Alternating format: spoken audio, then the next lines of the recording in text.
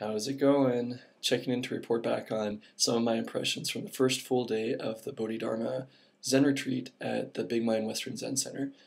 So the morning started out at 5:50 with Zazen, which is a pretty standard, basic, traditional meditation sitting.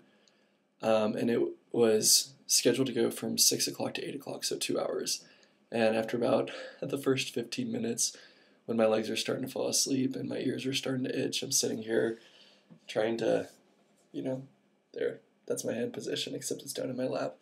And I'm sitting here trying to hold like my position and not focus on the fact that my ear is itching or the fact that my leg is falling asleep. But fortunately, the Zazen sitting meditation was interspersed with some walking meditation, so that helped me to reposition and to keep some blood flowing. During the Zazen, I was actually invited to go downstairs and to visit with one of the senseis because I'm new and it's my first time on one of the session, which is a word for a retreat. And so I went and talked with him, and he was asking me about my sitting meditation, and we talked about really basic stuff, no metaphysical mysteries of the universe, just how to sit without having my legs fall asleep. And so some simple pointers like putting another cushion behind me, not wearing jeans, maybe wearing something looser fitting with pants. Anyways, you're not really interested in all of that. After the Zen meditation, Genpo Roshi, who's a master teacher, came and gave a memorial service for one of the Roshis who he was very close to, who passed away just last week. And so that was quite touching to hear his dedicatory comments. Following that, we had the oryoki, which is a traditional meditative breakfast, which was really nice. I really enjoyed it. I made kind of a mess on my napkin. I've got blueberry stains on it, but it was symbolic, if you want to read into it, that your dharma is such that if you make a mess, you have to live with it. So those are the principles of karma. Your own consequences of your actions are the karma that you have to live with. So that's what I took out of the blueberry stains on my napkin at the end of the oryoki. I'll be living with those for the rest of the week. So things were going well. Things were going well until about, I guess it was about 11 o'clock, 11:30 or so, we had our first Big Mind session. So now the Big Mind technique is one that I'd been hearing about, and to be quite frank, that I'd had some bias of skepticism toward, because Genpo Roshi, who is the head teacher at the Big Mind Western Zen Center, has pioneered, what he asserts to be this new technique that's never been practiced within the context of Buddhism before, and that it can help people achieve states of enlightenment within a matter of hours that most people would have to be meditating on for years. And so that immediately sends up some pretty major red flags for me. One of the things that appeals to me about Eastern traditions is the longevity of the practice, the fact that it's been around for thousands of years, the fact that it has such a rich heritage and a rich legacy and traditionalism about it, are all things that strike me as positives about Eastern philosophical contexts.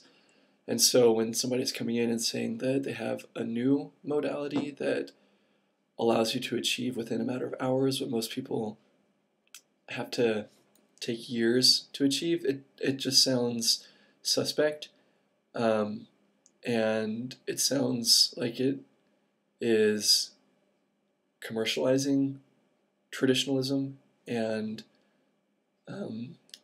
supplanting it with a new age type of philosophy rather than being in an authentic vein of millennia old tradition. So those were some of the biases. I'm just being frank about them. During the first Big Mind session, my understanding of the technique is the following: that the basic assertion is that within your own mind that you have different voices, and whether those are metaphorical or whether those are like spiritually literalistic, I'm still trying to figure out how Genpo Roshi and how others at the Big Mind Center relate with that concept. Notwithstanding the premises that you have multiple voices within your head, and you must embody those voices and access them and honor them rather than suppressing them or marginalizing them or manipulating them in some way. And so the Big Mind technique essentially, and this is arguably a simplification, but essentially it's number one, a personification, and number two, a role play, where first you personify a particular voice in your head, and then secondly, you role play and you speak as if you are that particular voice.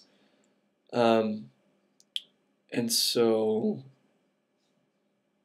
I've, heard some of this type of methodology in different circles of psychological or experiential practice.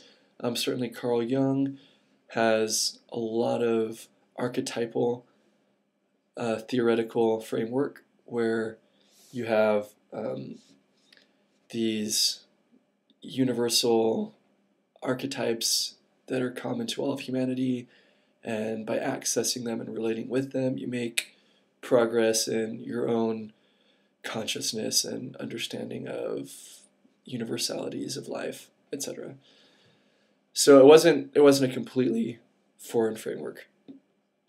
As far as nestling it into a Buddhist practice, that was something that was different from what I have personally been exposed to before. And it did make me question a little bit how pure that would be perceived by other traditionalists of Buddhist techniques and of Eastern practices.